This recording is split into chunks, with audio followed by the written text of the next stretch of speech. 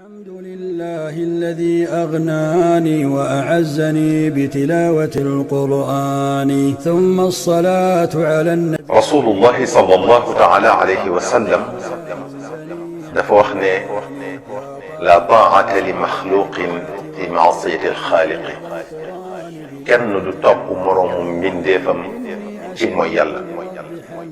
ñu dégg ci ne nit ki loo ko fonk-fonk lu mu màgg-màgg fi sa bët lu mu fees-fees sa xol waroo koo topp ci lu neexul yàlla.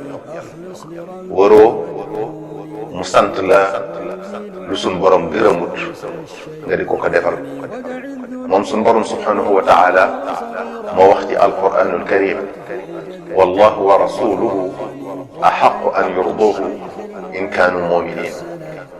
moom yàlla subhanahu wa taala akub yonenteem sallallahu taala alayhi wa sallam ñoo gën a yayoo gërëm loo. kon bokki jullit yi bu ñu nangu mukk kenn di ñu defloo lu neexul yàlla ak kanu koy defloo nu mën toll. إليه ولو بحفظك آية فالوصل يروي ظلة الظمآن.